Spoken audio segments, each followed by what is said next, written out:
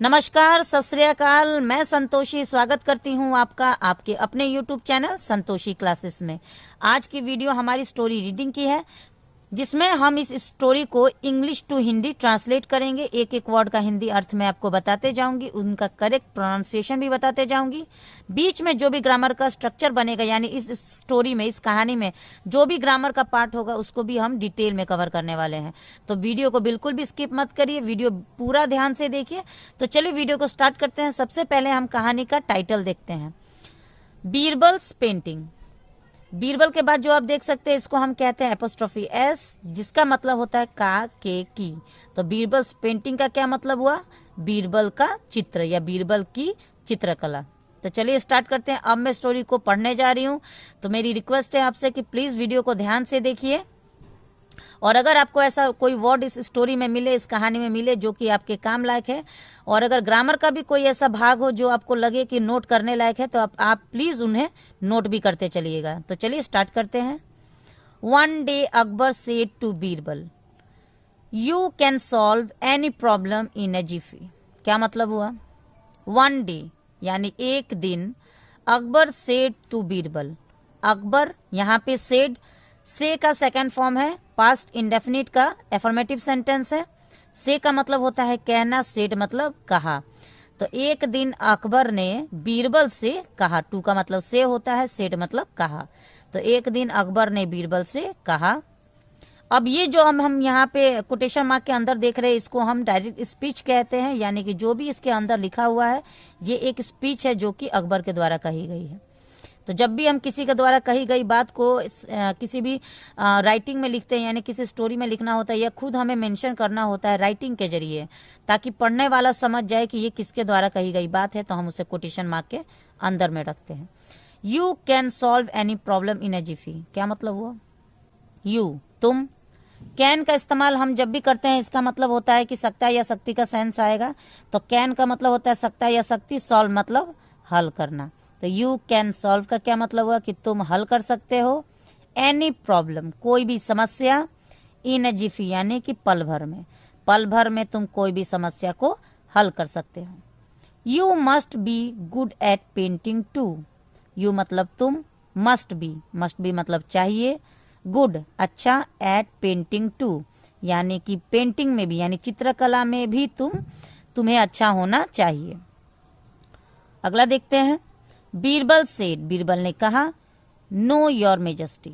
No नहीं, your majesty मतलब महाराज, या महाराज के लिए हम ये यूज करते हैं। तो नहीं Maharaj, I can't even hold a painting brush.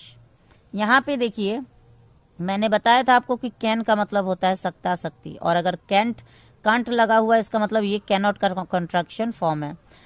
तो यहाँ पे इसका मतलब हुआ कैन नॉट। इसको फुल में अगर हम बोलेंगे तो कैन नॉट। कैन का मतलब सकता, शक्ति, सकते, और नॉट मतलब नहीं। तो क्या हुआ? नहीं सकते। तो आई कांट इवन होल्ड यानी कि मैं यहाँ तक कि पकड़ भी नहीं सकता ए पेंटिंग ब्रश, यानी कि एक पेंटिंग ब्रश, एक पेंट करने वाला जो ब्रश होता है, वो तो मैं यहाँ तक कि पकड़ भी नहीं सकता, और आप पेंटिंग की बात कर रहे हैं कि तुम तो पेंटिंग में भी तुम्हें अच्छा होना चाहिए। Akbar angrily said. यहाँ पे एंग्रीली एडवर्ब है। एडवर्ब का मतलब होता है कि ऐसा वर्ड जो वर्ब की विशेषता बताए, यानी क्रिया की विशेषता बताए, उसको हम एडवर्ब कहते हैं। और एडवर्ब की पहचान लास्ट में एलवाई से होती है। अगर लास्ट में एलवाई है और अगर वो वर्ड वर्ब की विशेषता बता रहा है, यानी कि यहाँ पे अकबर ने कहा, कैसे कहा? तो एंग्रीली यानी गुस्से में कहा, तो ये एडवर्ब है। ठीक है, तो अकबर ने गुस्से में कहा, सेड मतलब कहा, अकबर ने गुस्से में कहा। I am an art lover. मैं, एम मतलब हूँ, एन आर्ट लवर मैं मतलब मैं एक कला प्रेमी हूँ। आर्ट लवर मतलब कला प्रेमी, तो मैं एक कला प्रेमी हूँ। You cannot say no. यहाँ पे देखिए कॉन्ट्रैक्शन फॉर्म का यूज हुआ था, कांट, और यहाँ पे फुल फॉर्म है कैनॉट। तो यू कैनॉट मतलब तुम नहीं सकते, से मतलब कह, तो तुम नहीं कह सकते, नो मतलब नहीं, यानी कि तुम नो नहीं कह सकते, टू मी मुझे, तुम मुझे ना नहीं कह सकते। I want you to imagine and create a painting. मैं चाहता हूँ, ठीक है, आई वांट मतलब मैं चाहता हूँ, यू मतलब तुम्हें, टू इमेजिन यानी कल्पना करने के लिए, मैं चाहता हूँ कि तुम कल्पना करो, एंड और क्रिएट ए पेंटिंग और एक चित्रकला यानी एक चित्र तैयार करो। मैं चाहता हूँ, अकबर ने कहा कि मैं चाहता हूँ कि तुम एक कल्पना करो, कुछ अच्छा कल्पना करो और उसे एक चित्र में उतारो, यानी उसी कल्पना का एक तुम चित्र बनाओ, क्योंकि मैं एक कला प्रेमी हूँ और तुम मुझे ना नहीं कह सकते। It should be ready within a week. अब यहाँ पे देखिए शुड का यूज हुआ है, तो शुड का मतलब भी होता है चाहिए और मस्ट का मतलब भी होता है चाहिए। अब आप बोलेंगे ये कैसे हुआ, अब कैसे समझ में आएगा कि कहाँ पे मस्ट का यूज़ करना है और कहाँ पे शुड का यूज़ करना है।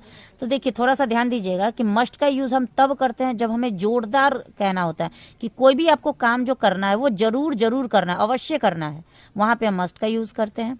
और जहाँ पे भी हम सलाह देते हैं कि चलो ठीक है, मतलब ऑप्शनल है, आप चाहो तो कर सकते हो, नहीं चाहो तो नहीं कर सकते, वहाँ पे हम शुड का यूज़ करते हैं।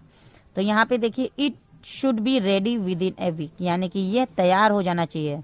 यह इट मतलब यह, शुड भी मतलब चाहिए, रेडी मतलब तैयार, तो यह तैयार होना चाहिए विद इन ए वीक, यानी एक सप्ताह में तैयार हो जाना चाहिए। Birbal did not know what to do. अब यहाँ पे देखिए डिड नॉट का यूज हुआ है, इसका मतलब ये जो सेंटेंस है पास्ट इंडेफिनिट का नेगेटिव सेंटेंस है। नेगेटिव सेंटेंस में हम नॉट का यूज करते हैं, ठीक है, तो उसके बाद हम वर्ब का फर्स्ट फॉर्म का यूज करते हैं। तो बीरबल डिड नॉट नो, यानी कि बीरबल नहीं जानते थे, बीरबल नहीं जानते थे व्हाट टू डू, क्या करें। बीरबल को नहीं पता था, बीरबल नहीं जानते थे, बीरबल सोच में पड़ गए कि अब मैं क्या करूं, मुझे तो चित्रकला आता भी नहीं है, यहाँ तक कि मुझे ब्रश भी पकड़ना नहीं आता, और अब महाराज का आदेश है कि तुम कुछ कल्पना करके एक चित्र बनाओ, अब मैं क्या करूं। But he had no choice. लेकिन यहाँ पे जो ये बट है ये कंजंक्शन है, जो दो वर्ड या दो सेंटेंस को जोड़ता है, कंजंक्शन का काम होता है। यहाँ पे बट कंजंक्शन है जो दो वर्ड को जोड़ रहा है। But he had no choice, यानी उसके पास कोई भी कल्पना नहीं था, लेकिन उसके पास कोई चॉइस नहीं था, यानी उसके पास कोई ऑप्शन नहीं था, कोई उपाय नहीं था, कोई चारा नहीं था। आफ्टर ए वीक, आफ्टर मतलब के बाद, ए वीक मतलब एक सप्ताह, यानी एक सप्ताह के बाद Birbal walked in with his painting. Birbal walked in का मतलब क्या हुआ कि दरबार में गए, जहाँ राजा बैठते थे वहीं पे वॉक मतलब चलना, और वॉक्ड इन मतलब वहीं पे अंदर गए, यानी दरबार में प्रवेश किए।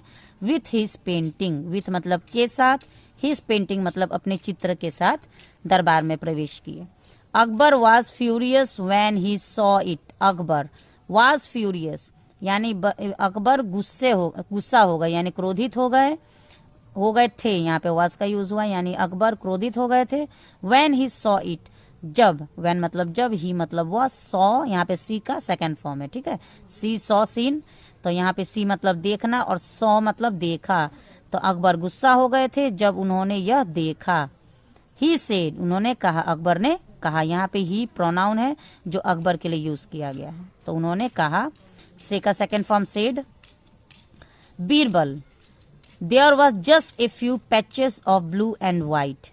अब वो अकबर गुस्सा हो गए और गुस्से में बीरबल से कहते हैं कि बीरबल, देयर वॉज यानी देयर आर मतलब वहाँ पे, are just a few patches यानी कि वहाँ पे बस, ए फ्यू पैचेस मतलब कुछ टुकड़े हैं, पैचेस मतलब टुकड़े, तो there are just a few patches का क्या मतलब हो रहा है कि वहाँ पे बस कुछ टुकड़े हैं, ऑफ ब्लू एंड वाइट यानी कि ब्लू और वाइट यानी कि नीला और सफ़ेद का बस टुकड़ा है। जैसा कि आप इनके पेंटिंग में देख सकते हैं कि बस इस पेंटिंग में कुछ भी हमें नहीं दिख रहा है, बस ये वाइट और ये ब्लू दिख रहा है। तो यही देख के वो भी गुस्सा हो गए कि ये कैसा पेंटिंग है, इसमें तो बस कुछ कुछ टुकड़ा दिख रहा है, वो भी वाइट और ब्लू का। What kind of painting is this, ये इंटरोगेटिव सेंटेंस है, सिंपल इंटरोगेटिव सेंटेंस है जिसमें क्वेश्चन मार्क होता है। तो व्हाट काइंड यानी किस प्रकार का, ऑफ ए पेंटिंग किस प्रकार का चित्र, इज दिस मतलब ये है, यानी कि यह किस प्रकार का चित्र है। बीरबल रिप्लाइड, बीरबल ने कहा, रिप्लाइड मतलब जवाब दिया। योर मेजेस्टी यानी कि Maharaj, you ask me to imagine, यहाँ पे देखिए आस्क का मतलब होता है पूछना, और जब भी आस्क के साथ हम मी का यूज करते हैं यानी किसी व्यक्ति के लिए यूज करते हैं और उसके बाद टू का यूज करते हैं, आस्क मी टू, तो इसका मतलब होता है कि आपने मुझसे कहा। तो यू आस्क मी टू यानी कि आपने मुझसे कहा था, टू इमेजिन यानी कि कल्पना करने के लिए, तो आपने मुझसे कल्पना करने के लिए कहा था। I imagined a cow and some grass, Birbal क्योंकि अपने समझदारी के लिए बहुत ही मशहूर माने जाते थे, हर समस्या का समाधान चुटकियों में वो निकाल देते थे, तो उन्होंने अपनी भी समस्या का चुटकियों में समाधान निकाल लिया। उन्होंने कहा कि महाराज आपने तो मुझसे कल्पना करने के लिए कहा था, तो आई इमेजिन्ड, यहाँ पे इमेजिन फर्स्ट फॉर्म है, इमेजिन्ड सेकेंड फॉर्म। तो यहाँ पे इमेजिन मतलब कल्पना करना, और इमेजिन्ड मैंने कल्पना किया, यानी मैंने सोचा, मैंने कल्पना किया। तो आई इमेजिन्ड का मतलब हुआ मैंने कल्पना किया एक काऊ, एक गाय, एंड सम ग्रास, और कुछ घास। मैंने कल्पना किया, मन में सोचा कि एक गाय है और कुछ घास है। The cow at the grass, यहाँ पे एट, ईट का सेकेंड फॉर्म एट होता है। द काऊ मतलब गाय, ईट का मतलब होता है खाना, और एट मतलब खा गया।